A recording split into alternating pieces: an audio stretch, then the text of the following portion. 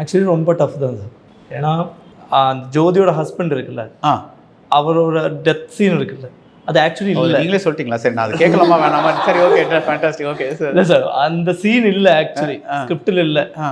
So நாம் வந்து ஒரு 40 டிராஃப்ட் இதெல்லாம் முடிச்சதுக்கப்புறம் ஏதாவது ஒரு மேஜர் சீன் அங்கே நடக்கணும். ஆனால் அது வந்து எல்லா கேரக்டர்ஸும் வந்து ஒன்றாக்கணும். ஆனால் அது ஒரு ஹர்டிலாக கூட இருக்கணும்.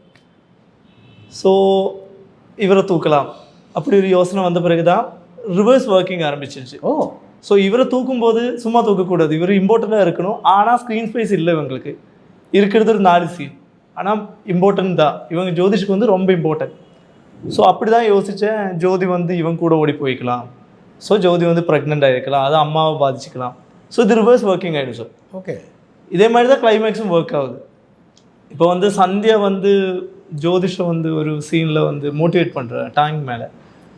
ஸோ நாங்கள் போகும்போது முதல்ல இது யூஷுவல் சீன் தான், நீ நல்லா இரு, நீ சூப்பராக, யூஷுவல் மோட்டிவேஷன். ஸோ இதை எழுதும்போதே என்ன பிளானிங்னா, எந்த சீனுமே வந்து இதுவரை பார்த்துருக்கேன் ஆனால் ஏதோ ஒரு டிஃப்ரென்ஸ் இருக்குன்னு நாங்கள் பிளான் பண்ணிட்டு இருந்தேன். ஸோ அதனால தான் கீழே ஒருத்தரை கத்தி பேச வச்சுட்டேன். ஸோ அதை கனெக்ட் பண்ணிக்கலாம், சந்தியா அந்த மாதிரி கேரக்டர் எல்லாமே ஒரு 40 டிராஃப்ட்டுக்கு அப்புறம் தான் சேஞ்ச் ஆகிடுச்சு. ஓகே, ஏன்னா நான்லாம் வந்து பிகினர் ரைட்டர். ஸோ எனக்கு எப்படி ஸ்கிரிப்ட் எதுவும் இல்லை, நான் கற்றுக்கிட்டு தான் இருக்காங்க. அப்பு என் கூட, அவனும் ஒரு பிகினர். ஸோ நாங்கள் 49 டிராஃப்ட் கண்டினியூஸாக எழுதி, ஸோ இதெல்லாம் ரிவர்ஸ் ஒர்க்கிங் ஆகிடுச்சு. அப்புறம் வந்து ஒன்று பண்ணுவார், எல்லா கேரக்டர்ஸும் எடுப்பாங்க, அவங்கள ஒரு ஸ்டோரி செப்பரேட்டாக லீன் பண்ணிவிடுவாங்க, டாட் பண்ணிவிடுவாங்க. இப்போ அம்மா இங்கே இருந்து ஆரம்பித்தார், அம்மா இங்கே போய் நிற்கிறாரு. இருந்தாலும் அவங்க கேரக்டர் விடக்கூடாது, கேரக்டர் விடுனா அந்த சேஞ்ச் ஏதாவது இருக்கணும்.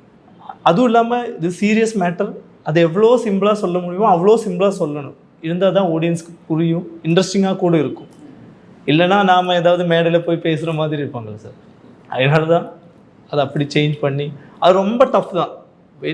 ஒரு நாங்கள் வந்து ஒரு 10-15 ஸ்கிரிப்ட் கன்சல்டன்ட் கிட்ட போய் பேசி, இப்போ அர்ஜுன் கிட்ட சொல்லுவார், எங்கள் ஃப்ரெண்ட்ஸ் கிட்ட சொல்லுவார், அவங்களுக்கு இருந்து கரெக்ஷன் எடுத்துருக்குவேன்.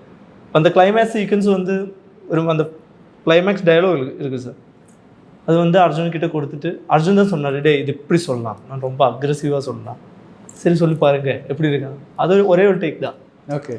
ஓகே ஆயிடுச்சு.